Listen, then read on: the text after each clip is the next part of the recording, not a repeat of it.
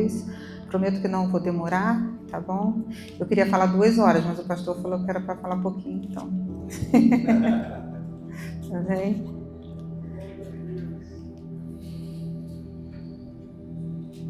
Amém.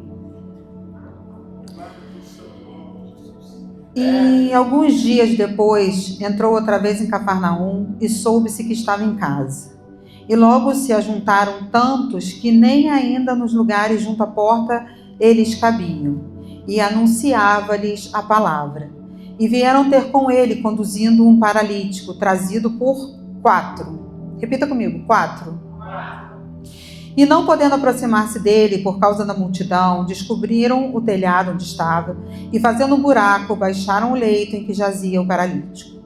E Jesus, vendo-lhes a fé, disse ao paralítico: Filho, perdoados estão os teus pecados. Aí vai comigo para o 11.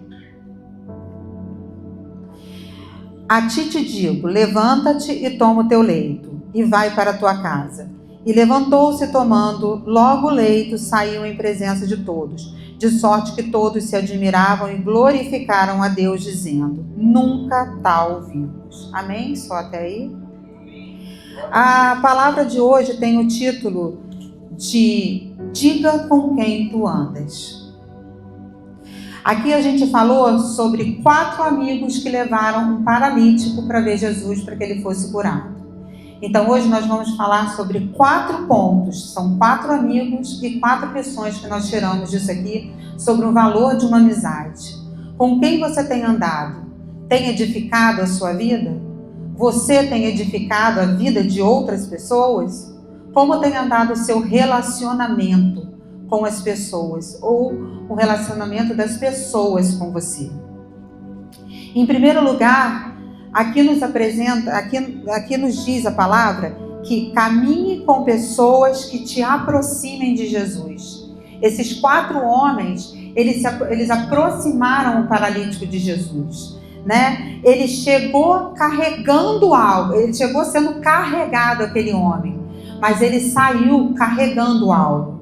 Então, quem é o amigo que está do teu lado, que traz você à igreja, que quando você está com um fardo grande, você chega aqui com o seu fardo, carregando o seu fardo, mas você consegue sair daqui carregando a glória de Deus, carregando a palavra do Senhor, tirando todo aquele peso e deixando para trás e levando aquilo só que o Senhor colocou nas tuas mãos. Hoje a gente vê aqui que Jaqueline e João trouxeram amigos hoje. E eu creio que quando a gente traz amigos para a igreja, quando a gente coloca pessoas próximas de Jesus, é para isso. É para a gente apresentar ao Senhor as pessoas, para que você deixe o seu fardo no altar e você saia carregando algo. Você chegou aqui carregado, você chegou contrito, mas você vai sair com a sua bênção, você vai sair com a sua vitória. Amém? O segundo ponto é: não permitam, amigos, caminhem com amigos que não permitam que você continue paralítico na fé. Caminhe com amigos que não permitam que você continue paralítico na fé. Porque às vezes a gente fica tão para baixo, mesmo sendo crente. Às vezes tem situações que deixam a gente entristecido, deixa a gente para baixo, sem força de orar, sem força de buscar. E quem tem andado junto com você, que tem te fortalecido, que tem te fortificado, que tem te dado uma palavra de ânimo, que tem elevado a sua conduta, elevado a sua autoestima, né? Elevado, como disse o evangelista Gledson aqui, dando testemunho de vitória. Vamos lá, dê testemunho de vitória, colocando o crente para cima. Com quem você tem andado? Os tipos de pessoas que você tem andado, tem feito isso na tua vida? Tem feito quando você quer parar, quando você está com erros na sua vida, com pecado? Tem irmãos que viram para você e diz que você está errado? Ou você tem andado com pessoas que só te bajulam quando você tem dinheiro suficiente para pagar a conta para eles numa mesa? Será que você só tem andado com bajuladores? Ou você tem andado com verdadeiros amigos que prestam atenção nas suas necessidades e estão ali apostos para te ajudar quando você realmente necessita? Porque amigos também são quase como casamento, na saúde e na tristeza, na alegria e na doença. Porque tem muitos amigos que é só na alegria e na saúde. Quando você perde a saúde, quando você perde o emprego, quando você perde qualquer coisa, você vê realmente quem são os amigos. Amém? O terceiro caminhe com pessoas que desejam o crescimento, o seu crescimento e tenha prazer na sua vitória. Caminhe com pessoas que amem você pelo significado que você tem e não pela utilidade que você possui. Porque esses amigos aqui, deste homem, eles entenderam que o paralítico, tinha um significado a muito mais além da utilidade que ele tinha. O significado que uma pessoa tem dura para sempre, mas a utilidade que ela tem, ela é passageira. Então, esse homem, esses amigos aqui, eles persistiram em ajudar o amigo. Eles persistiram porque ele via o quanto precioso era ver a alegria daquele homem andando de novo. Era ver a saúde daquele homem restaurada. E, acima de tudo, encontrar o Senhor, estar com o Senhor presente. O quarto ponto caminhe com pessoas que persistam em te ajudar, não importa os obstáculos. Quando aqueles amigos entraram naquela casa e eles viram que aquilo lá estava lotado, eles logo pensaram numa solução para o problema. Caminhe com pessoas que te ajudem a ter conexões e soluções de problemas. Não com pessoas que vão resmungar o tempo todo para você. Sabe por quê? Porque quando você caminha com pessoas que só te trazem problemas, que só resmungam sobre problemas, o seu fardo começa a ficar pesado. A ciência diz que nós somos 25% do que as pessoas que a gente anda do lado são. Então, se você só anda com pessoa que resmunga, você só vai resmungar. Se você só anda com pessoa que conta vitória, você só vai contar vitória. Se você só anda com pessoa pessimista, você só vai falar de pessimismo. Se você anda com pessoa que só fala que a saúde está bem, vamos para frente, vamos para cima, igual o pastor Carlos fala aqui com a gente, você vai ser esse tipo de pessoa. Então, com quem você tem andado? E quem você tem sido na vida das pessoas? Você tem sido um fardo na vida das pessoas? Ou você tem sido bênção na vida das pessoas? Você tem levado as pessoas até Jesus? Você tem sido aquela pessoa que tem mudado a vida das pessoas? Você tem trago solução para ajudar no problema? Ou você tem sido o problema para a pessoa? O livro de João, ele fala também sobre amizade. O livro de João, ele vai falar sobre o primeiro milagre de Jesus nas bodas de Cafarnaum. Cafarnaum ficava a 12 quilômetros a nordeste de Nazaré. E Jesus chega lá como convidado naquela festa. A Bíblia nos fala, se você quiser abrir no livro de João, que o primeiro versículo, olha que interessante que ele fala. E ao terceiro dia fizeram as bodas de Caná na Galileia, e estava ali a mãe de Jesus. E o segundo versículo diz: e foram também convidados Jesus e seus discípulos para a boda. Olha que interessante essa passagem. Aqui diz que Maria, ela não precisou de convite, mas Jesus e os discípulos precisavam. Sabe por quê? Maria era amigo íntimo do casal. Então, quando você é amigo íntimo de alguém, você não precisa de convite para estar com ela. Certo? E aí o que acontece? Chega um momento da festa que o vinho acaba. E o vinho aqui, nesse caso, nessa palavra, significa aliança com Cristo, significa alegria. E aí Maria chama Jesus e fala com ele: olha, o vinho da festa acabou. E Jesus fala: o que tenho contigo, mulher? Ainda não é chegada a minha hora.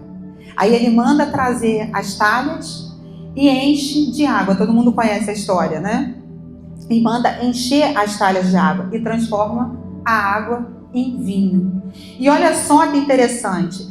3 pessoas estão na festa: Maria, os discípulos e Jesus.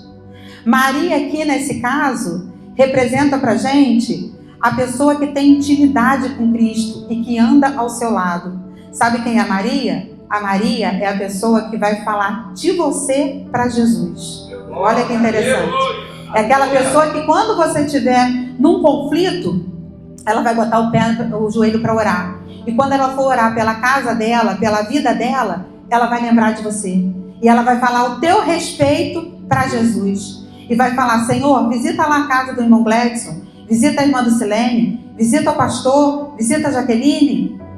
Ele vai falar de você, porque ele tem intimidade com você e ele te ama. Ele vai fazer essa conexão. Os discípulos, nesse caso aqui, se vocês pararem para analisar, os discípulos eles nem sabem o que está acontecendo na festa. Chegaram lá, comeram, beberam, eles não sabem nem o que está acontecendo. Sabe o que os discípulos representam aqui para gente? Pessoas das quais só estão conosco para cumprir agendas. Pessoas que vão para sua casa, que vão andar com você, que vão comer, que vão beber, que vão a restaurantes, que vão caminhar com você. Mas são pessoas que não vão saber o que você está passando.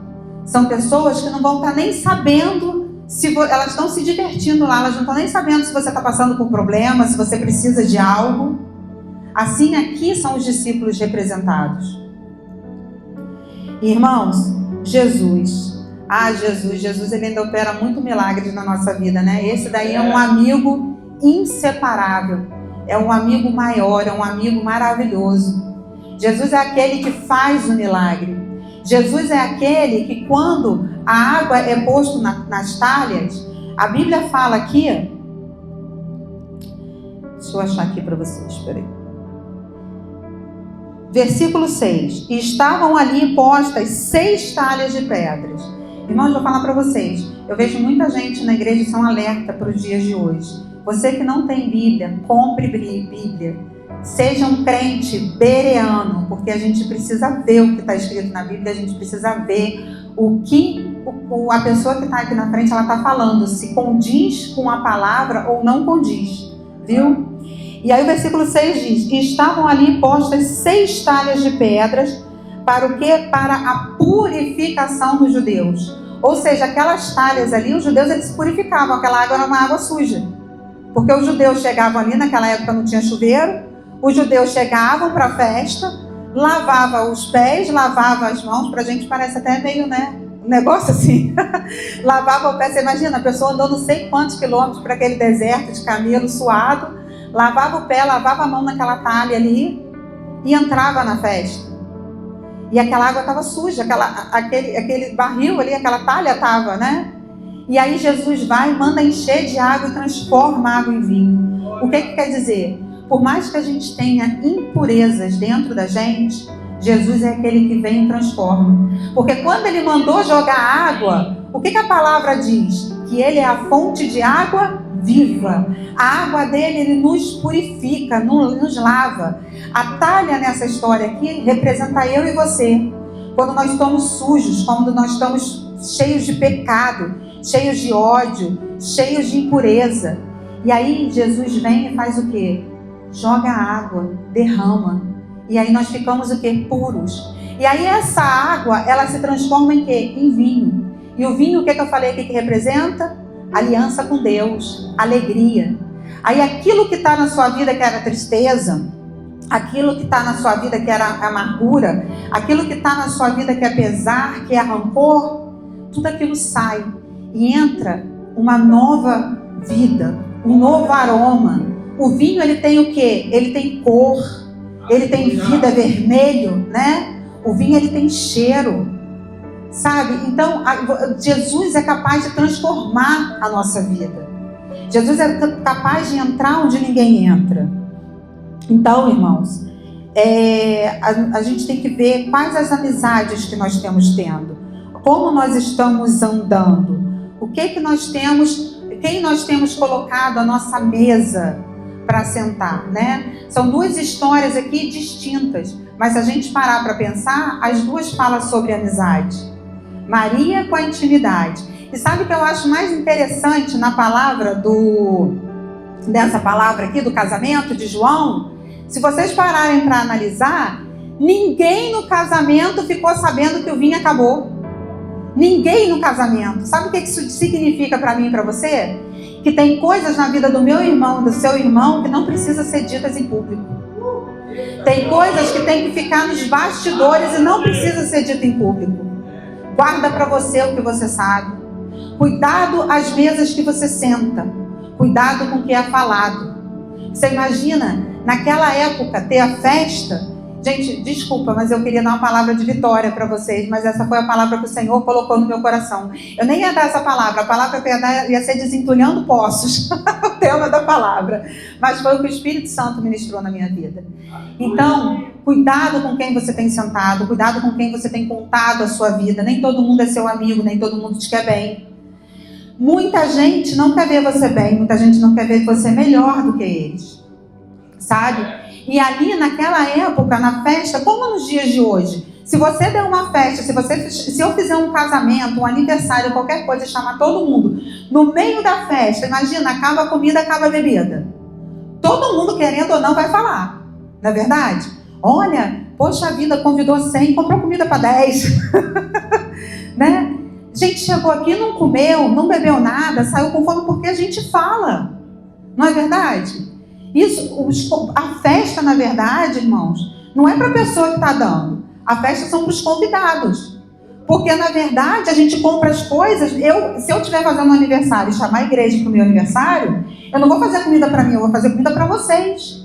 Tudo vai ser feito em relação a vocês, aos convidados.